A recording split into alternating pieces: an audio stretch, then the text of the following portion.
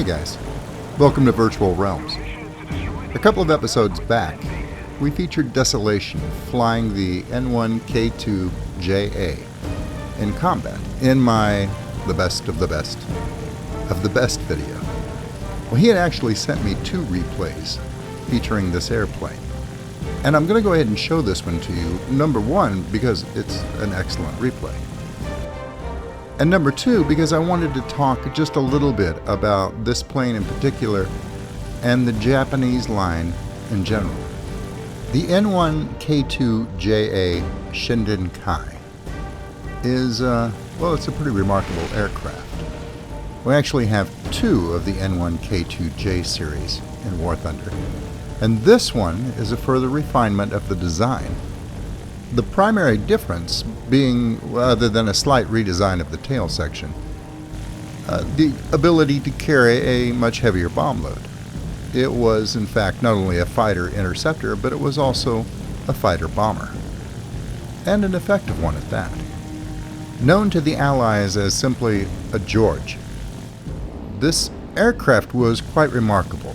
It was the match of any Allied aircraft in the skies at the time. Had a 14-cylinder engine, a radial engine, and 4 20mm cannons at its disposal. And it was still a very nimble, very fast aircraft, fully capable of bomber interception and engaging any Allied fighter in the air up to and including the Mustang. Desolation is going to show us how this fighter handles in a purely aerial combat role versus bombers and against other enemy fighters, primarily Bearcats. He's going to do an excellent job, but I wanted to bring something up about the Japanese line. In the next update, I'm sure you're all aware, we're going to start seeing British tanks added to War Thunder. And that's great. I think that's wonderful, but I have to ask, why the British? Right now we have the Americans and Russians for the Allies versus the Germans. They're a little outnumbered.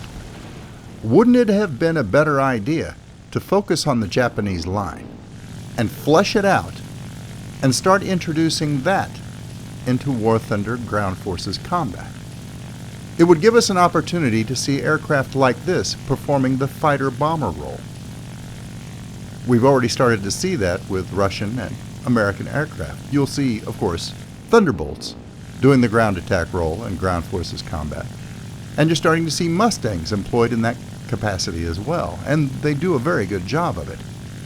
It adds a whole new dimension to the capabilities of these aircraft and lets you see them perform in ways that they were designed to be flown. Not just as fighters, but quite often in the ground attack role.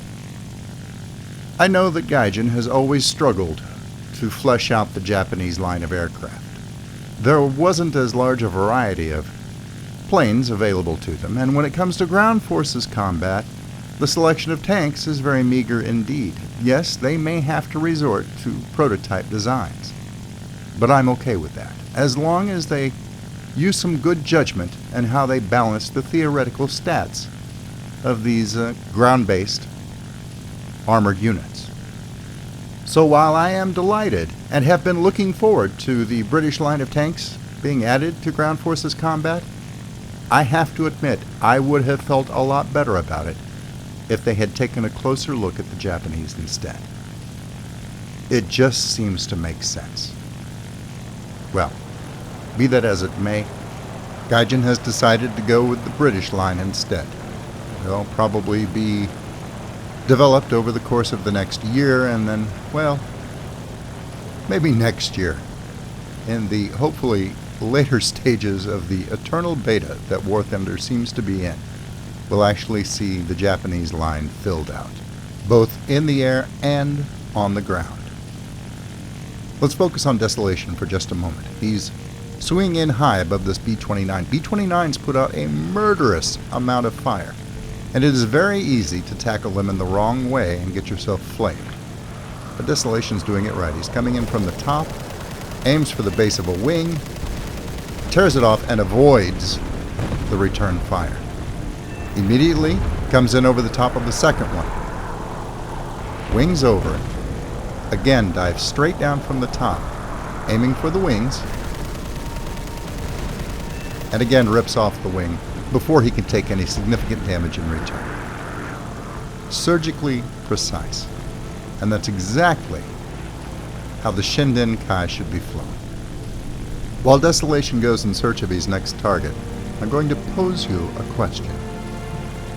Are you pleased that they chose to go with British ground force units before they went with the Japanese, or even before they fully fleshed out the Japanese line of aircraft? I'm not really wondering if people are happy to see the British tanks. I think pretty universally everyone is, but was that the wisest choice?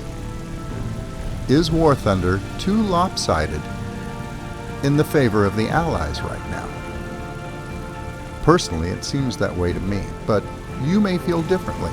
And if you do, or if you agree with me, let me know in the comments below. In case you're wondering, what would I personally prefer?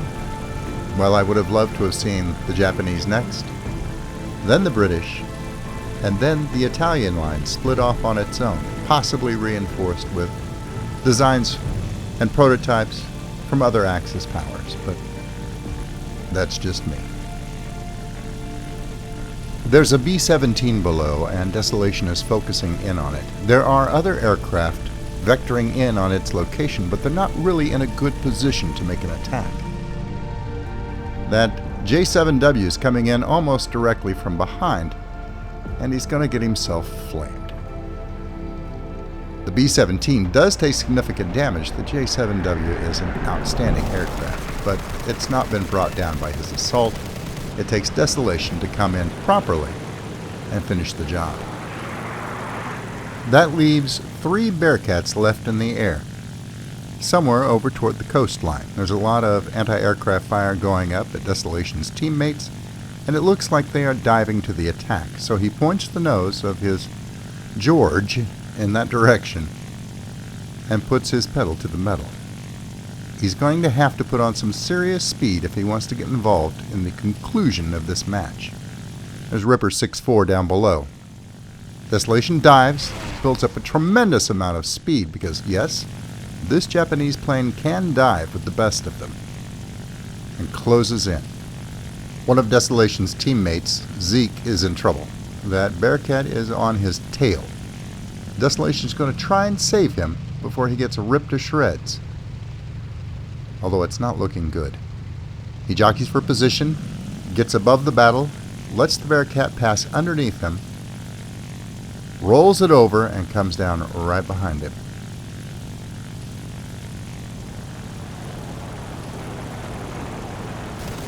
One short burst and it's over. Even the mighty Bearcat proves to be no match for this Japanese fighter.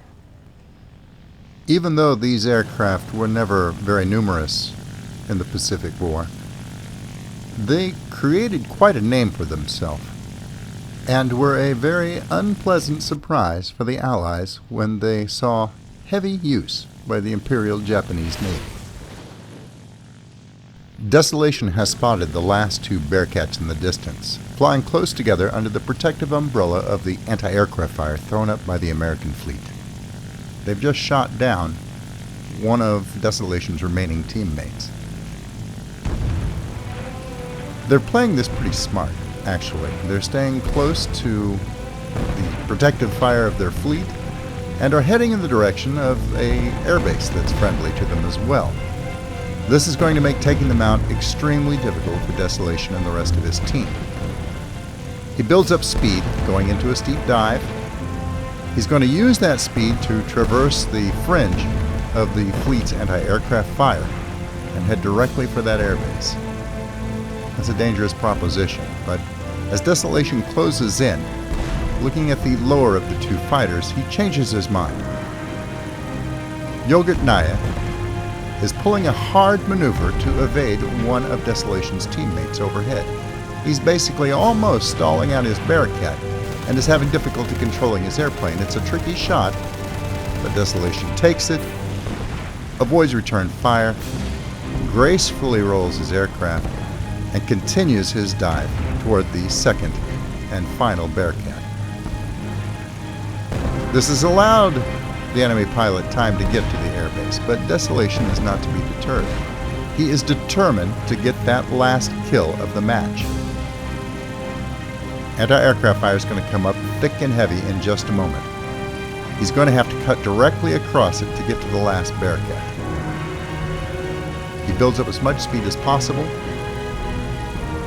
There he is, parole, 23. He cuts across, comes up underneath him, takes a hit from anti-aircraft and is set afire, takes down the Bearcat just in time to disintegrate in midair.